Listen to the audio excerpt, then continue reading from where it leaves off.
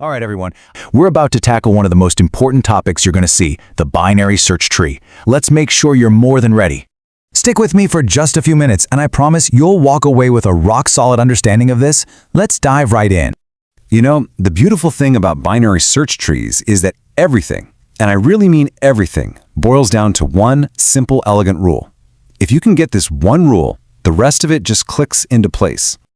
And here it is. For any node you pick in the tree, everything in its left subtree has to be smaller, and everything in its right subtree has to be larger. This doesn't just apply to the root, it applies to every single node, all the way down. This one property is the secret sauce. It's the source of all its power. Now, this is the perfect analogy. Seriously, if you're looking for the word tree in a dictionary and you happen to open it to the M section, you instinctively know you don't have to look at any of the pages to your left. You just mentally throw away that entire half of the book. A binary search tree uses that exact same logic to eliminate half of the remaining data with every single comparison it makes. So, theory is great, but let's get our hands dirty. How do we actually build one of these things? We're going to take that core rule and put it into practice by building a tree from a list of numbers, one value at a time. Here's our list of numbers: 50, 30, 70, 20, 40, 60, and 80. The very first number, 50, is easy. We have an empty tree, so boom, it becomes our root. Simple enough. Next up is 30. We always start our journey at the root, so we ask the question, is 30 less than 50? Yes, it is. So, following our one rule, it has to go to the left. And now 70. Again, start at the root, 50. Is 70 greater than 50? Yep, so we place it on the right. You see the pattern here, right? Every new number just follows the simple comparison logic down the tree until it finds an empty spot.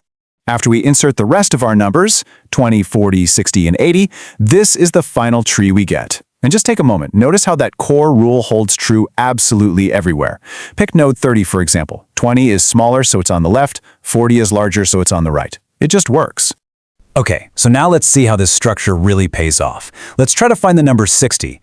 We start at the root, 50. Since 60 is greater, we immediately know we only have to look to the right. Now we're at 70. 60 is less than 70, so we go left. And there it is. We found 60 in just 3 steps, and we completely ignored the entire left half of the tree. Now that is efficiency. Okay, insertion and searching are pretty straightforward. Deletion, however, this is where things get a little tricky, and that's exactly why professors love to put it on exams. But don't worry, it's not magic. It's just a set of 3 cases you need to remember. Here are the 3 scenarios you'll face. The node you want to delete either has 0 children, 1 child, or 2 children. That's it. Each case has its own specific rule. Let's walk through them one by one.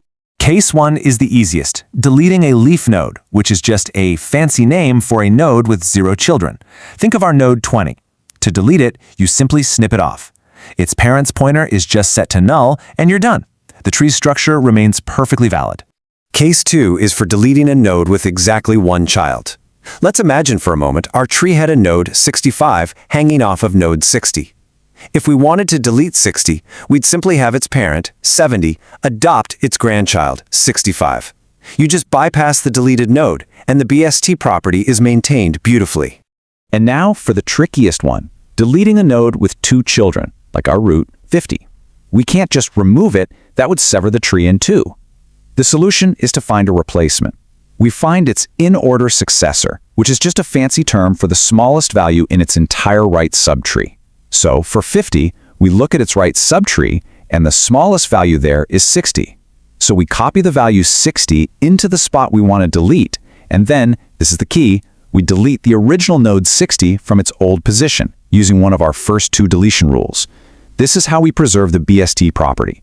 So we've seen how to build and modify these trees, but why did we go to all this trouble in the first place? Well, it all comes down to speed, and that speed depends entirely on the tree's shape.